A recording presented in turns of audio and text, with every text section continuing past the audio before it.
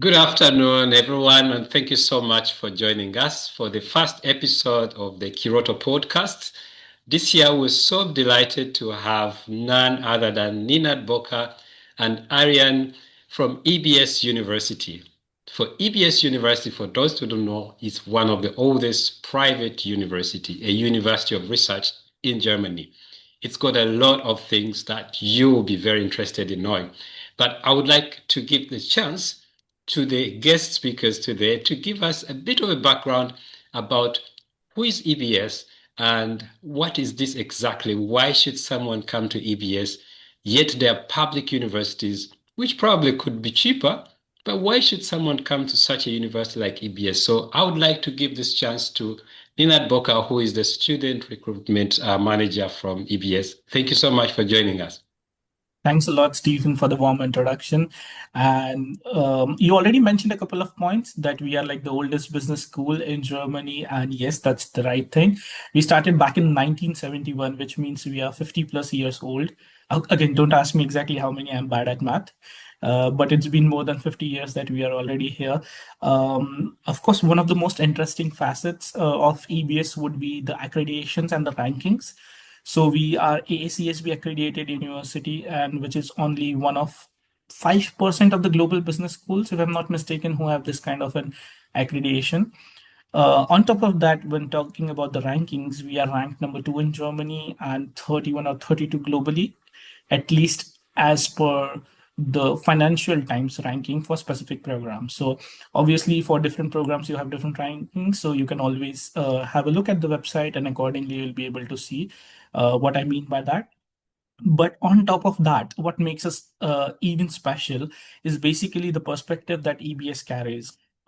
Way back in 1971, our founder mentioned that he would like to, make leaders of tomorrow who would be doing something, especially in an international context. So that was his vision back then, and it's our mission even now after 50 years that we are following the same vision, and that's why the perspective is always international.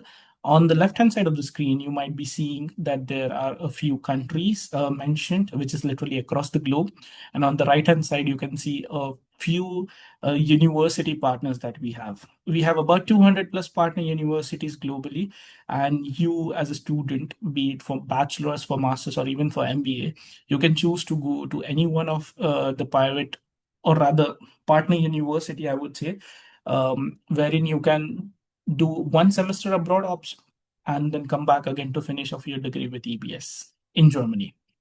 Now, that being said, this is not just the USP that we have as of now, but one more important and critical aspect is challenge-based learning. Obviously, Aryan is here, so he might be able to shed more light on it eventually. But let me tell you what exactly does challenge-based learning mean.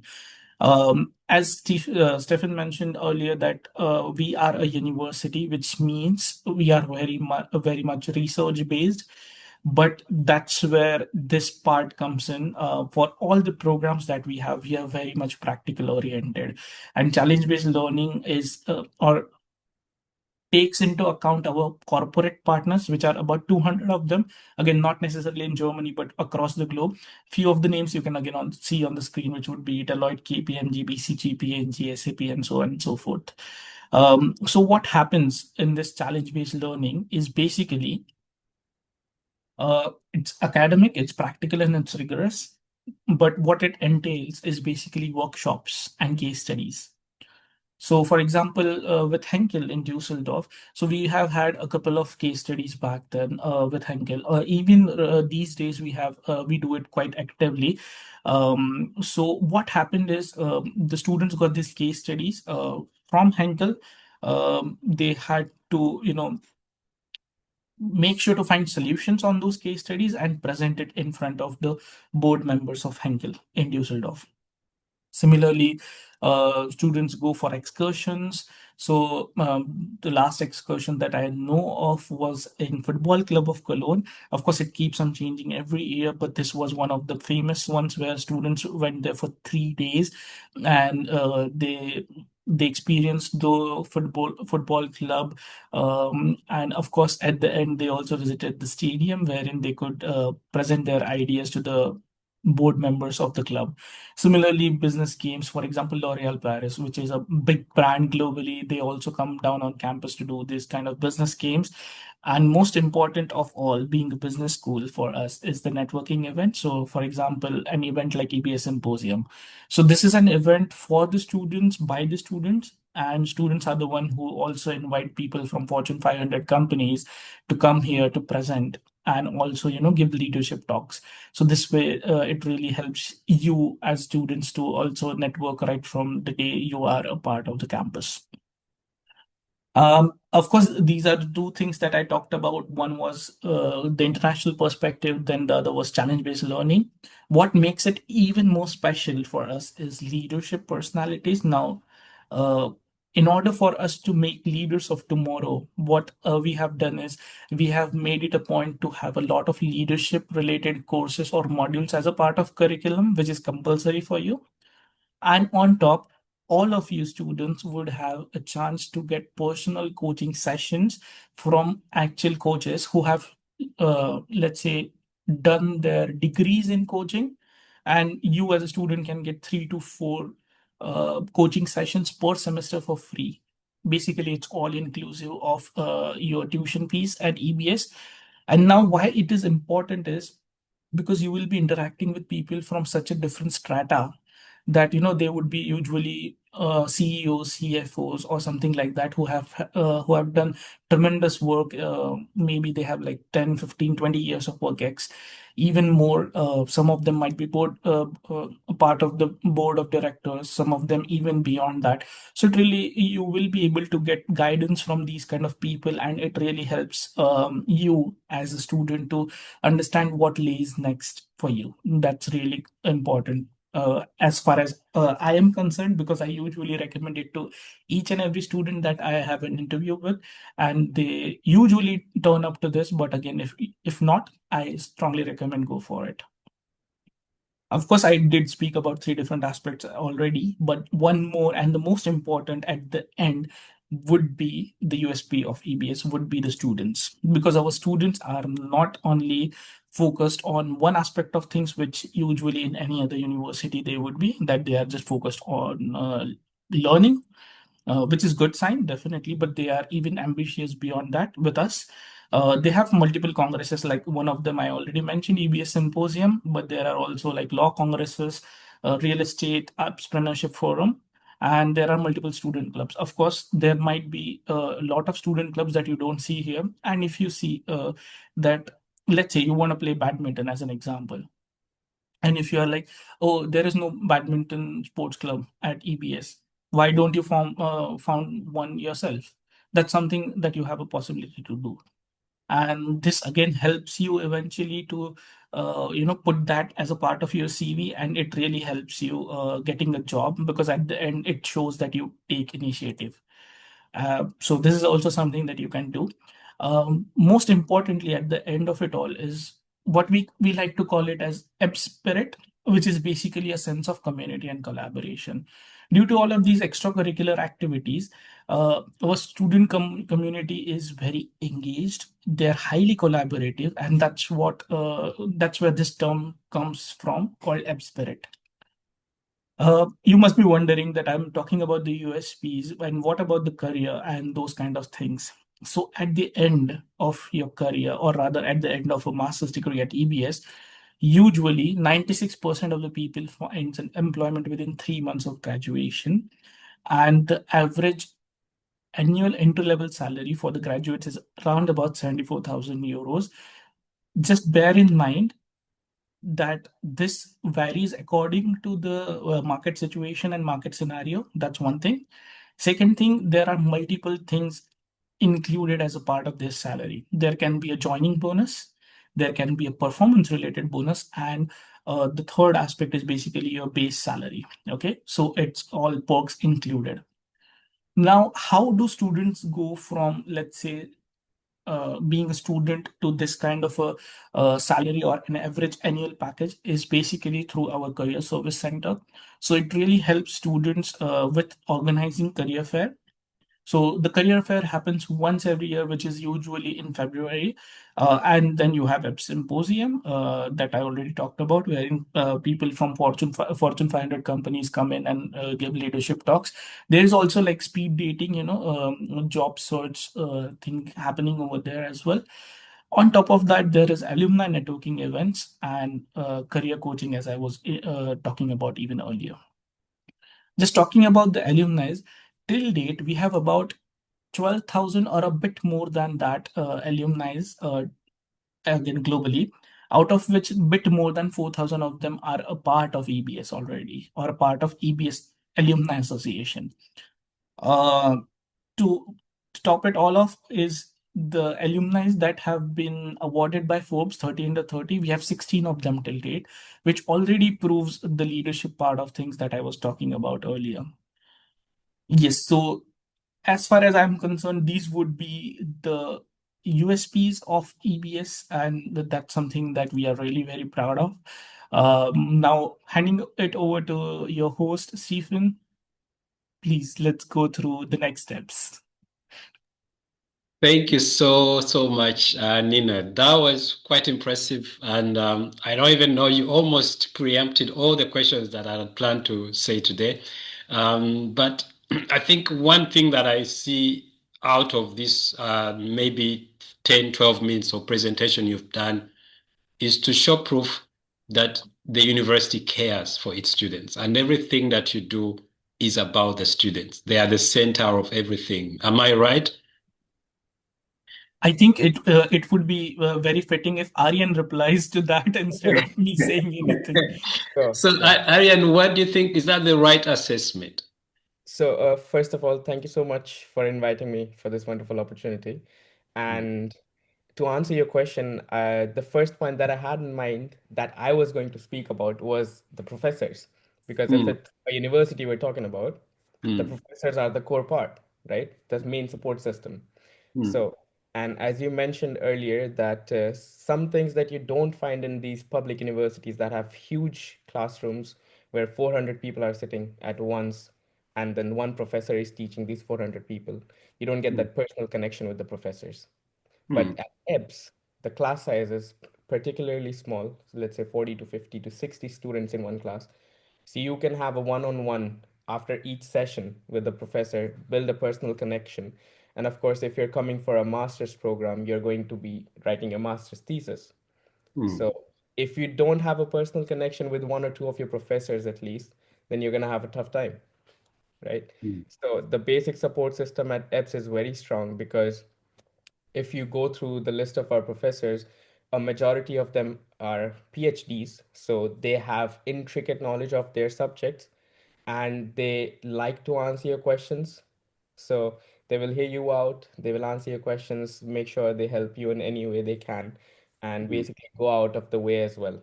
So I think mm. the first thing that the students or prospective students should think about is making a connection with the professors. Thank you so much for mentioning that, Aryan. It was one of the questions that I already prepared to ask.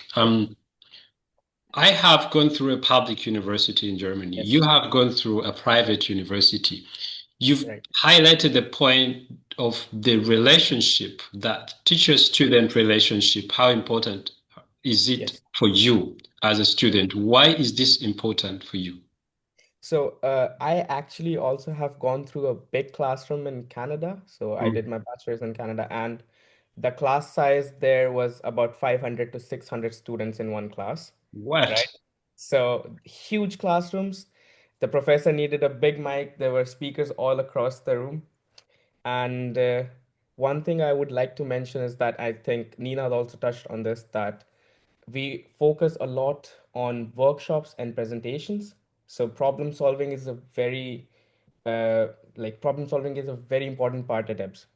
I think you would find that for a lot of the courses, the requirement is that you give a presentation, group presentations as well.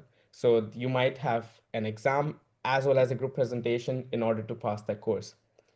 So having that personal connection with the professor really matters in the presentations as well, because before your presentation, you can go up to the professor, see what he thinks about your project and get guidance from him. Whereas in public universities with those big classrooms, the presentation is not really there, like the presentation part. It's only exams. So I think that's why it really matters for students to have these personal connections and small classroom sizes. Thank you very much, Aryan. And just to take a step back, maybe to give you a chance also to tell us briefly about yourself. I'm Sure, asking this because there is one thing I would like to know. sure. How was the transition coming from a different education background and the transition and integration into ABS? It was very smooth.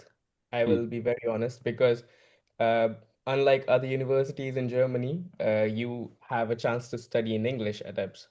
So you have that transitionary period, like that becomes very smooth as long mm, as you can converse with the people here. And as I said, the people at EBS are very helpful. So they like listening. And yes, mm, so the transitionary, if you put yourself out, so this is my firm belief. If you're confident in yourself and you put yourself out there here in the university, you mm. can make a good connection very quickly with the people. Fantastic. Thank you so much for that. Maybe I'll go back to Ninad. You are the student recruitment manager. So, how do you find the right match for ABS, and who are you looking at when you're looking for the right candidates for this university? There are multiple factors, honestly, that we look into. Of course, academics being one of it. That's completely important, definitely, but that's not just one thing. Mm, Beyond academics, what we are looking into the personalities of the students. So, for example, when I also interviewed Aryan, it was like an interview over Zoom, wherein I typically like to ask questions with regards to the personality. So just to understand whether the value system of, let's say, Aryan are in close link or close ties to the value systems of EBS, for example. So I would prefer to ask questions with regards to leadership, whether a candidate takes initiative or not. mm, Why did they choose, let's say, to come and study at EBS, or all of a sudden why they want to go to a foreign land? mm, These kind of questions certainly help us make a better assessment of the student in terms of their personality, because see, academics plays a vital role, but it plays a vital role in a completely different way than the personality. mm, So I have seen a lot of very great academic, sound students who are really very academically great, but when we were talking to them, they did not seem like a very good fit for EBS, or the other way around. Sometimes they had wonderful personalities while speaking, but then their grades don't reflect it at all. So we are finding a very soft spot somewhere wherein both academics as well as personality will play a huge role, because that's how eventually even the companies recruit these days. They don't want someone who is very unidimensional, but mm, they typically want a multifaceted person as a part of their corporate structure somehow. mm. Which is very important and brings me to the next question that you mentioned about Mhm.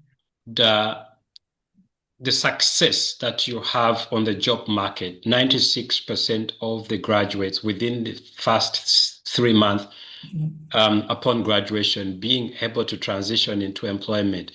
Could that be one of the key aspects that leads to that success? That you very meticulously choose students and also that you support them through the process? That is indeed one such thing which is important, definitely. Nothing to take away from the students or our career service team, Mm, but that's just one such aspect of it. mm, mm, See, we as a university or any business school, honestly, will be able to give opportunities for students to, let's say, network. mm, But if someone is not grabbing those opportunities, that's a problem. mm, So that's why the all of these assessment interviews, they play a huge role, mm, because let's say if I'm asking 50 different corporate partners to be on campus, and if the student is someone who is reserved and not willing to take that initiative, I highly doubt that he or she would succeed until and unless there are external factors pushing him or her towards it. Mm, But if someone has that innate ability of, mingling with different people from different parts of society, maybe in an intercultural environment, maybe in German language, maybe in English, or, willing to speak with HR, head of HR, maybe mm, hiring managers directly, that's what matters, because then initiative taking ability is what helps them out. So I would say that it is indeed helpful, but that will never be just one such thing that helps them mm, out to become why they are getting a job or something like that.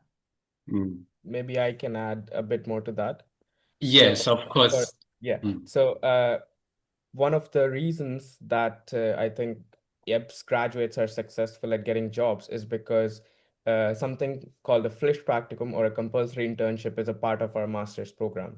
mm, So in your third semester, you are required to have an internship here, and then you transition to your thesis semester. So if you are taking that route for your master's degree, let's say, then obviously, if you're already part of a company here and mm, you get into their corporate system, right? So they already know about you, and hopefully the company absorbs you at the end of the year. mm. And as I said, Flish Practicum is a compulsory internship. So if you don't do that, you don't graduate, Mhm. right? Wow. Yes. Wow. And while you're still there, Aryan, I would like again to follow up on your own experience at EBS. So looking at the core offer of EBS, everything zeroes around leadership, Mm-hmm. innovation, technology, entrepreneurship, and Yes. sustainability. How do you see this integrated in your master's program? So, as I said, a lot of group presentations are a part of our programs here and our courses here. Mm, So, if you have the ability to take initiative, let's say you need to go form a group. So, you need to go find the people to to form a group. First of all, that's where you start. And then you need to take initiative to make sure that the people around you or the people in your group listen to you, take your points in consideration before moving forward, right? And have like a holistic approach to the things you do here. So I think that's where the leadership part comes in. And if even if you don't have a natural ability for a leadership role, you can certainly develop it, because it's at the end of the day, it's a skill that can be learned. And EB certainly has courses that are compulsory for the students to develop those skills. Again, you need to be there in the class. You need to participate in the class in order to be able to do that. I think that's one of the core principles at EBS, that be out there, put yourself out there, don't be shy, be confident, and just talk to a lot of people around you. Talk to your professors, talk to the administrative team, talk to your colleagues, talk to everyone around you. And because it's one of the opportunities for you to understand other cultures, which is very important here, because there's a diaspora of like people from all around the world, right? So if you're only within your own people, you won't be able to get a better sense of the world around you. Thank you so much for answering that. And before I bring in Ninat here, I would like to know, you mentioned that you did your undergraduate in Canada, right? Yes. Um, we are seeing a trend that Germany is becoming more and more attractive destination to a lot of international students. Yes. With the recent statistics showing over 400,000 international students are considering Germany as their first study destination. What led to that interest for you to consider Germany? Why not continue your graduate studies in Canada? Okay. So at when I graduated, uh, so the last 2 years of my undergrad were spent in COVID. And as soon as I graduated, we were like recovering from the after effects of COVID. So the job market and the lifestyle was on a downward graph, I would say, where the expenses were going higher, but you would not be able to sustain yourself there. And I think I also told Ninad this when we had an interview that I have very old ties with Germany, I would say. So my own brother was studying here, my younger brother, and my uncle and aunt are here. So, and one of my cousins is actually an EBS graduate. So the transition to come to Germany and approach a master's here was on the horizon, I would say. So I think having some ties in Germany made it a bit easier. And of course, I applied to a lot of universities, but I think EBS stood out to me because I had already had good positive feedback from my cousin. So that was a personal feedback from him, right? And I think Germany as a whole as well, I'm not talking about public or private, but the level of study, the level of education in Germany is very high. Because if a country can fund its universities to give out free education for public universities, I think they have some stuff, they have a lot of confidence behind it, right? And as Nina mentioned, that EBS is one of 5% of the global universities that has the most accreditations when it comes to the business world. So I think EBS also stands out on its own as well, especially in the corporate world. Fantastic. Thank you so much. And perhaps, Nina, you would help me here to understand what Aryan has just alluded to, the attractiveness of Germany as a study destination. Do you share the same mindset that Germany is for sure becoming an interesting study destination for many students across the globe? Certainly, and the reason why I'm saying certainly is because I was also one of those who wanted to go and study abroad, and my first goal was never to come to Germany, but it was the United States of America, like everyone else, you know. Now, why it didn't happen like that for me was the first was basically Trump's first term, because as soon as he came in, he started, aggressively changing a lot of things in terms of the visas and everything. Back then, I'm not saying right now. Right now, it's even worse, I would say somehow. But yeah, back then it was also a bit of a problem. But me being an engineer myself, I thought coming to Germany with an engineering degree, it goes hand in hand. It's as simple as that, right?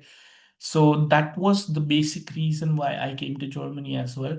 And honestly, since then, since 2019, I have seen a lot of influx to Germany. These days, it has increased multifolds. People are usually not going to the standard study destinations, which used to be like the UK, the USA, maybe even for that matter, sometimes Ireland, New Zealand, and Australia. They are preferring to go to other European countries like either Germany or France. So there is a lot of influx, and on top, I'm pretty sure you must have heard this somewhere that Germany lacks 400,000 skilled workers every year. That's a huge number to be. And you know, German economy is very welcoming, and it's like the world's third largest economy as far as I'm concerned right now. Yeah, I'm not mistaken to call it the third largest or the fourth one, but the topmost economy in Europe. So if you're going to Germany, it means you're going to a very good place where it would be really helpful for you as a student to develop your own career and start off something new. So yeah, it is indeed one of the most fascinating destinations as of now. And just to bust one of the myths is you don't necessarily need to know the language to survive here, because at the end everyone speaks English. So you are fine with speaking English. But if you ask me for a recommendation, it's always better to know the language. True. It's always better to understand, to speak the language, to be able to connect to the Exactly. people in their location, right? Mhm. Continuing with that, I would like you now to go a little bit deeper into the university itself. Take me through some of your favorite programs that are best-selling programs at EBS. On a bachelor's level, if you want to look at, there are two programs ideally, or rather three, because the third one is in German, so I'm not considering it for internationals. It is called as law studies. Okay, so that's in German. The other two, one of them is bachelor's in business studies and bachelor's in law, politics, and economics. Ideally, both of them are really good programs, but the topmost program wherein we have a lot of students would be the bachelor's in business studies, because it's as simple as the good old bachelor's in business administration, but with the twist of having multiple compulsory internships and a study abroad option, which you don't find in a business administration degree. You Now, you almost answered that because I was going to say most of the private universities offer business administration or MBAs. What mhm. makes this one particularly unique? Yeah, so shall I continue with the answer Yes, again? please continue. Okay, all right. So it is basically the same thing, that there are multiple internship opportunities that are compulsory rather than I would say you don't need to necessarily choose an internship. You have to do it. That's what it is. And then the second option is that you do a semester abroad with one of the partner universities that I showed earlier. So that's what it makes a bit of a difference. And of course, a traditional bachelor's in business administration is much more theoretical as far as I understand it. And when it comes to the business studies, it's much more practical. So that's being the basic difference between the programs. Now, about the law, politics, and economics bachelor's degree, it is one of the most international degree that we have. So we have people from all across the globe, literally, who are participating in that particular degree program. So that's very international. Now, if we talk about master's degrees, then the top most selling programs would naturally be our master's in management, master's in finance, and MBA. These three are like the top most selling products or programs. But if you have to take into account the second best, it would be business analytics and marketing, and then real estate. The reason why real estate is, let's say, lagging behind somehow is because it is very much a German real estate program in English, but the German market economy, not world or Europe. That's maybe the reason. Quickly, to ask you again a follow-up question on the internship part. Do you support students in getting into internships? They have all the support in terms of building their own network. Our career service center team, who helps them also with preparing for interviews and so on.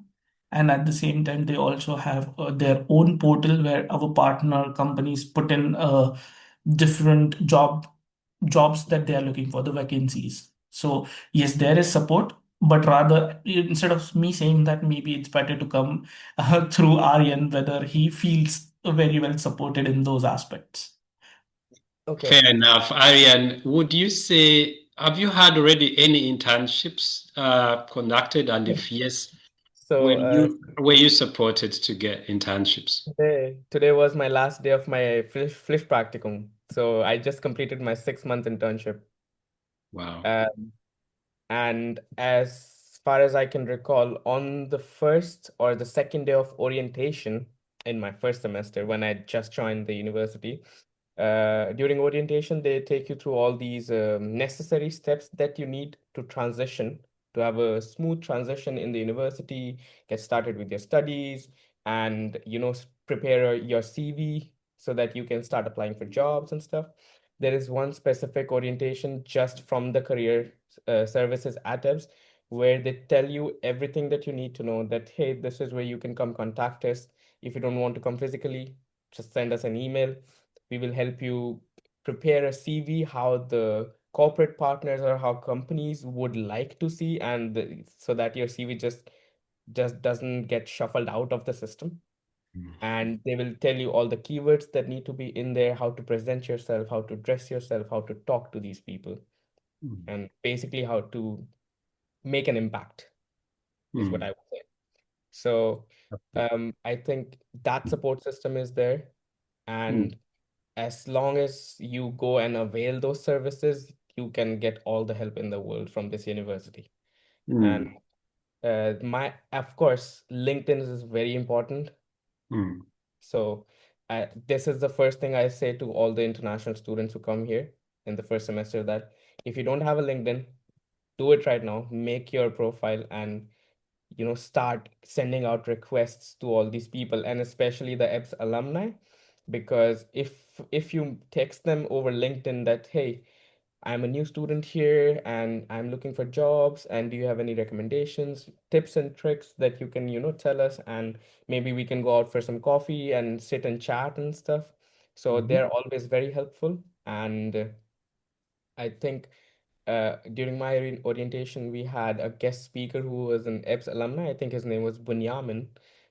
He was working for BioNTech, I think. So I think I spent like 1 hour with him after the orientation, just talking about random stuff. So building that personal connection, that, and then I added him on LinkedIn, and then I texted him, and he gave me uh, some recommendations on how to have a better experience at the university. So Mm. that is also there. So as I said, put yourself out there, avail all the services. Just be on the lookout that, hey, there's an opportunity right there. Let me go grab it. Mm. So Awesome. And yeah. Aryan, again, I would like to ask, beyond the technical, the skills, let's say finance, analysis, and so on, employers are increasingly seeking candidates who have soft skills, ready Yes. job skills. What are some of the skills that you feel like EBS has enabled you to obtain while you're doing all these other technical stuff? So see, technical stuff I think matters a lot, because if you have the technical stuff, you can still bypass some of the soft skills. Mm. But at the end of the day, what your employer wants is that, you are a happy-go-lucky guy, so that if you're there in the office sitting at your desk doing your job, the people around you are happy Mm. and, calm, basically. So Mm. again, EBS helps you build confidence for those situations. Right, And confidence is key when it comes to corporate. So right. yeah, and apart from confidence, I think how to talk, because as Nina also mentioned that, even if everyone speaks English, it's still Germany. Mm. So even if you don't know the whole language, you should still know some phrases or Mm. some keywords that are German specific, and so that you can use those in some situations, and then suddenly the other person is impressed by you, and suddenly there's Mm. again that personal connection. Right, I right, think you can learn that if you talk to your German students in the university. right. So yes. Awesome. And Nina, we'll be coming close to the end of our discussion, but I would like to come back to you to ask about one key aspect of application process. Now that someone is very excited, has had all these good things, the recognition, the international reputation, the good student support, and so on. Now I want to be a student or to enroll as a student of this university. Could you walk us through the key steps of the application process? And also, if you would tell us about when is the best time to apply for which intakes? Sure. All right. So first of all, let's go through the application process quickly. So everything is online. No Mm. need to come on campus at any given point in time, until unless you live here, of course. You're more than welcome to do so. But what we need initially from any student, be it bachelor's, master's, MBA, is their CV. That's the most important that for us as a part of the application process. The second important documents would depend on what sort of a degree you're interested in. If you say bachelor's degree, that means we need your transcripts of records till the time that you have it. Let's say, for example, if you're about to graduate this year, you won't have your certificate from high school till now. So whatever you have, you just submit that. If, same goes for masters, that you need to submit the transcripts of record till the semester that you have it, and then submit the degree at a later stage. But only for MBA, there is a different story altogether. We need you to have minimum 2 to 3 years of work ex before you can start off with your studies. So we need your transcripts, your degrees, and the work experience proof as well. during the application process itself. Once you send in these documents, the admissions team is going to go through your documentation, and then they will invite you to either do an interview or you have to do certain tests. It depends on, again, what sort of program that you're interested in. If you say you are interested in a bachelor's degree, then there is a 120 minutes test, which is mandatory for all the students. It's free of cost. But for master's and MBA, we usually prefer if a student has a GMAT or a GRE. But let's say if they don't, that's completely fine as well. What we recommend is to go through our internal test called BAT, which is Business Admissions Test. Now, the reason why we usually recommend students to go through that is it's cheaper as compared to a GMAT GRE, because I think GMAT or GRE is about $250 and our internal test is about $50. So they save on money, first of all, and at the same time, it's a bit convenient and easy as compared to a GMAT or GRE. Let's say in terms of difficulty, if a GMAT GRE is about 10 on 10, then our internal test would be 7 on 10 or 8 on 10, depending again on the student and what he or she thinks the level is. So these things would be done, and at the end, they will be sent out. I would say a contract, which essentially is a study place offer, and they need to sign it and then proceed with the next steps of paying the enrollment fee and so on. So that's the application process. Fantastic. Obviously, we are always here to help intending students with all the process whenever they need to. Just quickly to ask about the cost aspect of it. Studying or living abroad, finances are very, very key. So how should students or parents prepare for this journey? Practically, what should someone plan with for them to consider this EBS adventure? Okay, so before answering that question, I just remembered I forgot to answer the other one, which was when you are supposed to start off with your application. So usually for students who are interested in coming to Germany and require a visa, it's important to apply 3 to 4 months in advance minimum before your interested start date or desired start date, or rather 6 months is even better, honestly. Now, with regards to the financial aspect of things, it's basically the tuition fee is about 17,000 per year for all the programs. Okay, so that being said, students are also eligible to apply for a scholarship. We do offer scholarships. It's a partial scholarship being a private school.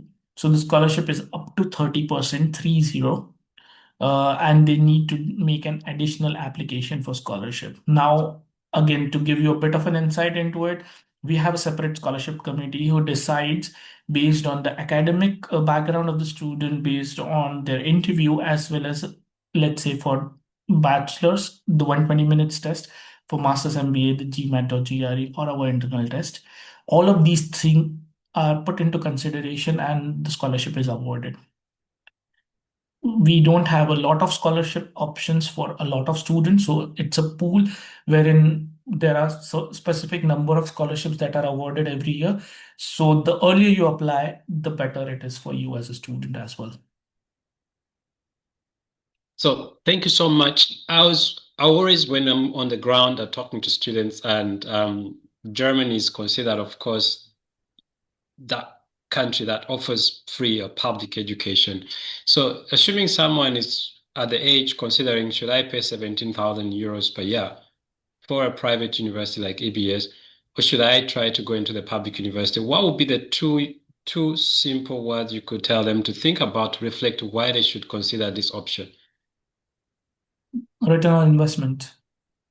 Return on investment. I would just say that because it's really crucial to know that whenever someone is in a private school, be it EBS or whatsoever, students always need to think in terms of return on investment. Maybe that's why our finance program is really good, doing well as well, because students do think about return on investment. So even if they are, let's say, paying that much amount of money, at the end, they are going to get really good salaries, and they're not just going to work for any random company, but the top players in that particular industry. So that's something that I would certainly recommend. Maybe Aryan might have some additional things to add to it, but let's see. So Yes, Aryan, what would be your 2 cents on that? from personal experience, I got accepted into a public university. I think three public universities and EBS, so four universities in total. But I still chose to come to EBS, evidently, because as a student, what matters the most is that you look at the program. You go through the program list, everything that they have on their website. What are you actually going to learn during those 3 or 4 years that you're spending at the university? Mm. And for me, that was the main aspect, I would say, because uh, the practicality of the master's degree that I'm pursuing here was the key point for me. Mm. And again, class size matters to me. Again, that's a personal choice. Some people might be comfortable in the bigger classroom, but for me, that personal connection was one of the big points because I already came from that big classroom, right? Yes, that's a very important keyword I remember. But Yes, Aryan, class size matters. class size matters. And I'm sure it matters for everyone who is interested in that personalized education process, right? Yes. Yeah. Coming to the end of this, I would like to give you, Aryan, a chance to conclude this. If you would give someone advice, Mhm. someone, let's say in Uganda or in India or in Kenya, considering to study abroad, what would be your best advice to them? I think if you're leaving your home country for the first time, Mm. be ready for a cultural shock, I think. So, because like a lot of things are different here, especially the commute in Germany. So you might get confused a lot.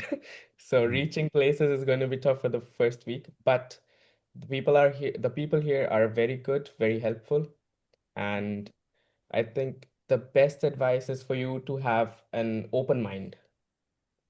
Right. Approach everything positively and do not get disheartened at every like small inconvenience. I would say I think that's the best advice for any international student who is choosing to leave their home and family behind, coming out to a new land where they don't know a lot about. They can read everything online, but personal experience is something else. So have an open mind, talk to people around you, and just take in everything, absorb the good qualities, discard the bad qualities, and keep moving on. I think that's my advice. Fantastic. Keep the good ones, absorb, and then discard what doesn't apply to you. Exactly. That's the best way to go forward. How about Ninat? From the student recruitment perspective, from the EBS perspective, what would be your last parting shots to anyone out there considering maybe to study abroad and still thinking which pathway should I go, public, private? If I am to choose EBS, what would be the last word you would like to give them? I think it's a matter of preference, first of all. So it's very important for a student to listen to himself or herself, what suits them the best. Mm. See, at the end, someone might thrive at an environment like EBS, and someone would be like, no, this is not for me. Mm. It's a personal preference and a choice at the end. So you need to be true to yourself, first of all, to understand if public is what makes it easier for you, or if a private university is what it makes easier for you. But considering the fact that if you go into any private business school or any private school for that matter in Germany, it is going to be coming with some kind of an financial, I would say, for a lack of a better word, risk, Mhm. wherein you need to pour in a bit more amount into your career and your degree. And then once you graduate, you will eventually get returns on it even. So it's more about a personal preference. Be yourself, be true to yourself. Even let's say if you're applying right now to the university, to EBS, whenever you have your interview, just be yourself. That's what we are looking for. That's what everyone is looking at and aiming for. So just make it a point to listen to your heart and then act accordingly. But yes, for any other things that you would like to talk to about, of course, Stefan is here, I am here. So just let us know. We would be more than happy to help you, guide you as well, so that it gets easier for you to, determine whether public is the best fit or the private, or private is the best fit for you. Great. Listen to your heart, be yourself, and if you decide to move, make a move, because when you're applying to EBS, time is of essence. The deadlines are very strict. So we're here to help you. And in case there's anyone who is willing and listening here, we're happy to support you through the process. So thank you so much, Aryan, for sharing your perspective from the student side. And thank you so much, Ninad, for giving us your special time to talk to us. It was nice talking to you. Looking forward to seeing you very soon in person on campus. It's a pleasure as always, Stephen. Thank Looking you. forward to seeing you too. Thank you. Have a good one. Bye. You too. Bye. Bye-bye. Bye.